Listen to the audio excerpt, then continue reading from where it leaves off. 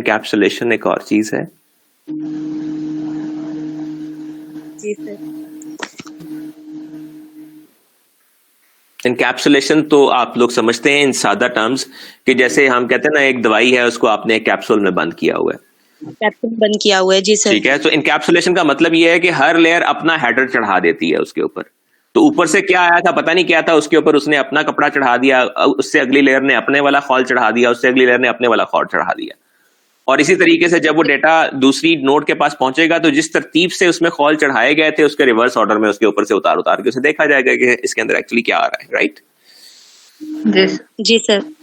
जबकि एन्क्रिप्शन का मतलब ये होता है कि आप डेटा को for the sake of protection, for the sake of security, आप डेटा को इस तरीके से डी शेप कर दें कि मीडियम के ऊपर से अगर उसको कोई रीड भी कर ले तो उसको समझ ना आए कि क्या लिखा हुआ है।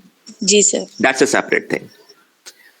अच्छा, अब ये देखिए, यहाँ पे बेसिकली चारों जो एड्रेस फील्ड्स हैं इसके अंदर जो चार एड्रेस फील्ड्स थी, यहाँ पे address 1, address 2, address 3 and address 4, ये चारों एड्रेस फील्ड्स यहाँ पे एक्सप्लेन की गई हैं, ठीक है। सो पहला केस ये है कि डेटा ना डिस्ट्रीब्यूशन सिस्टम से आ रहा है ना डिस्ट्रीब्यूशन सिस्टम को जा रहा है। इसका मतलब यह है कि दो नोड्स डायरेक्टली आपस में कम्युनिकेट कर रही हैं, एक्सेस पॉइंट बीच में इन्वॉल्व नहीं है। तो जब दो नोड्स डायरेक्टली आपस में अगर कम्युनिकेट करेंगी, विच इज यूजुअली एक्सेप्शनल, ऐसा केस कम होता है लेकिन इट इज पॉसिबल, तो अगर दो स्टेशंस, दो कंप्यूटर्स डायरेक्टली आपस में बात कर रहे हैं तो पहला एड्रेस डेस्टिनेशन एड्रेस होगा, यानी इसको भेजा जा रहा है, और दूसरा एड्रेस सोर्स एड्रेस होगा, ठीक है।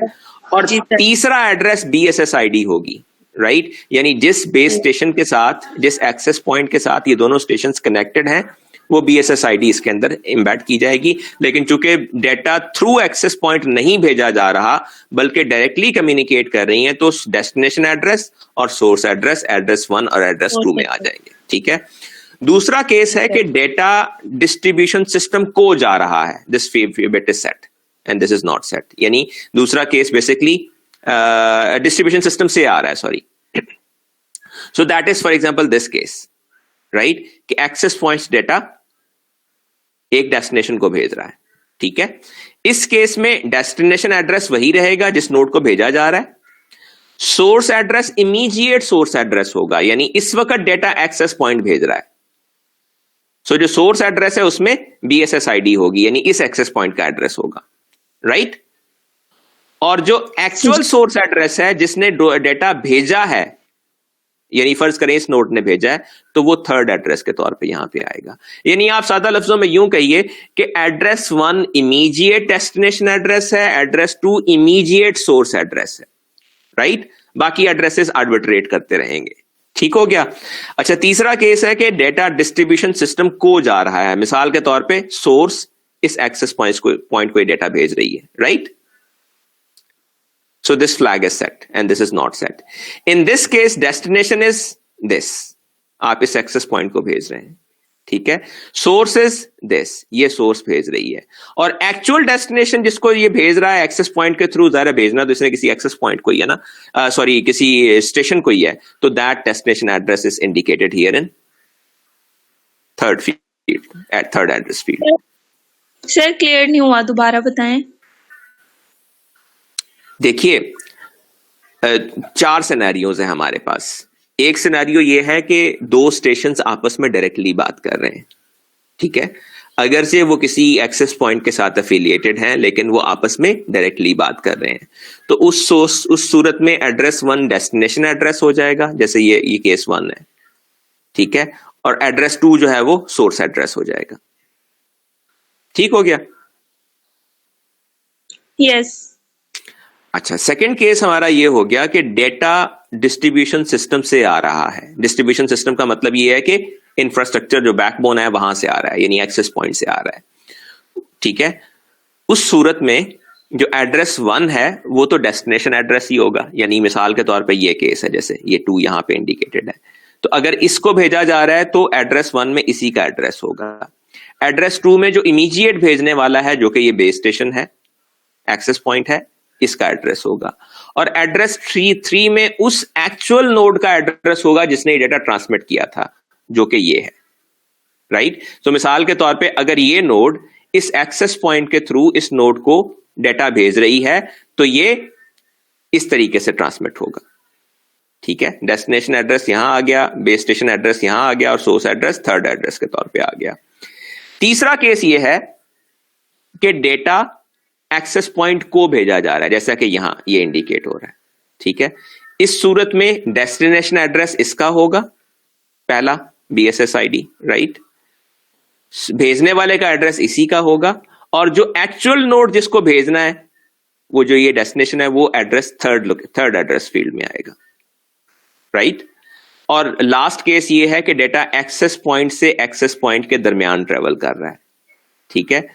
इस सूरत में फर्ज करें कि भेजने वाली नोड ये है, रिसीव करने वाली नोड ये है और ये दरमियान में रिसीवर और ट्रांसमीटर बन जाते हैं, ठीक है।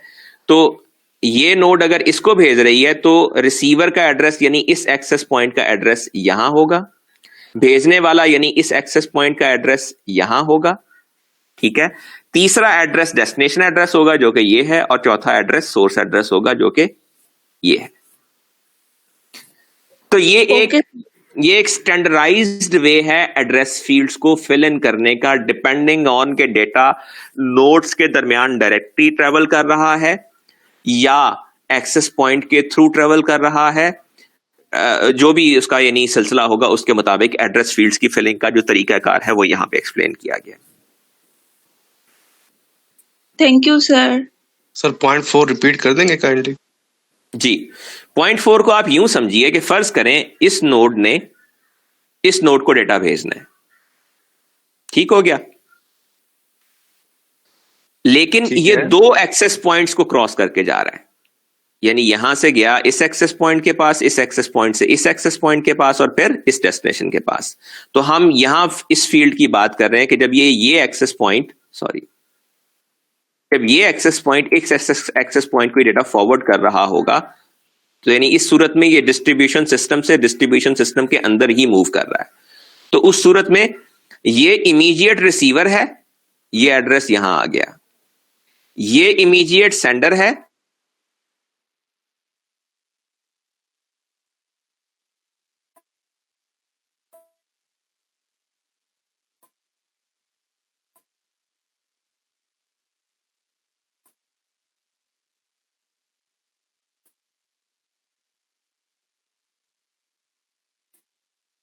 ये एड्रेस यहां आ गया, सॉरी, राइट। अच्छा, ये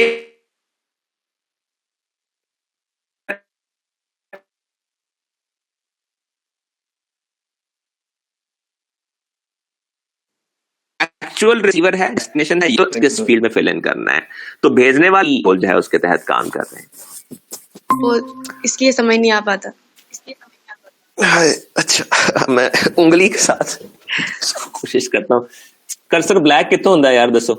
नहीं सर, आप उसको हाईलाइट कर देंगे, अगर आपने इसको पावर पॉइंट में ओपन किया हुआ है ना, हाईलाइट कर सकते हैं। तो कर्सर का वो हम चेंज कर सकते हैं सर। ये जब आप कर्सर मूव कर रहे थे ना तब वो समझ ही नहीं आ रही होती चीज, क्योंकि आपका कर्सर भी वाइट है, स्लाइड भी। सर कर्सर को आप हैंड में चेंज कर दें, उसकी शेप चेंज कर लें। जी, मुझे बताइए कहाँ से चेंज करूं मैं? सर ये कंट्रोल पैनल से होगा I think.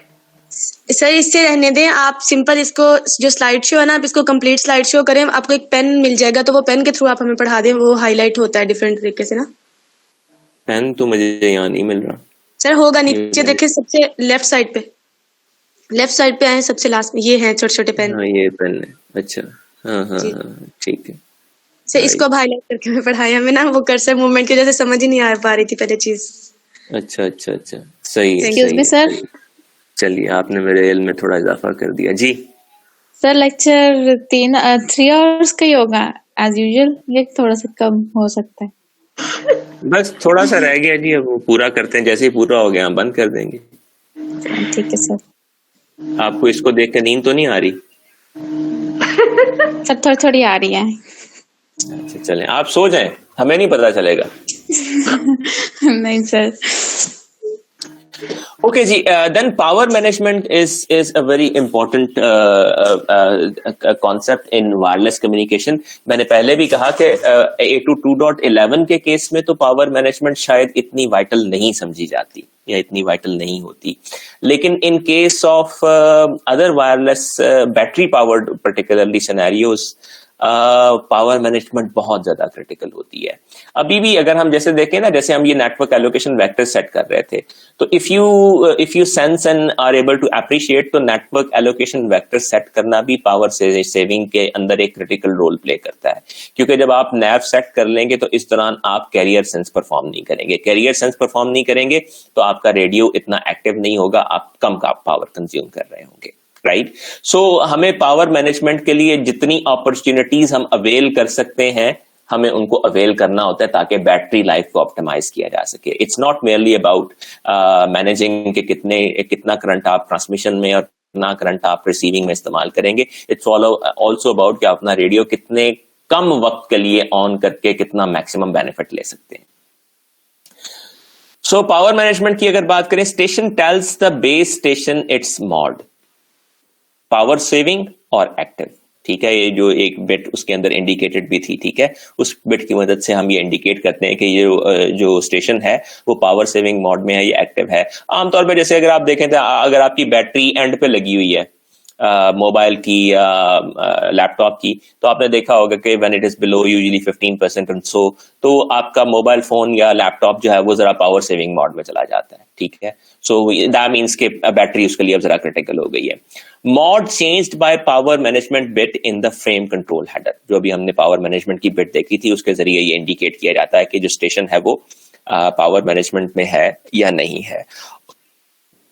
All packets destined to station in power saving mode are buffered. जब एक नोड ये इंडिकेट कर देती है एक्सेस पॉइंट को कि वो पावर सेविंग मोड में है, तो जब उसके लिए कोई डेटा आता है तो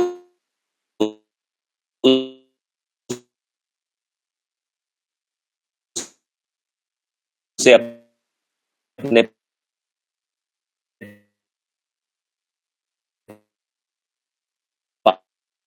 पास वो जो एक्सेस पॉइंट है वो बफर कर लेता है. फिर access point broadcast list of station with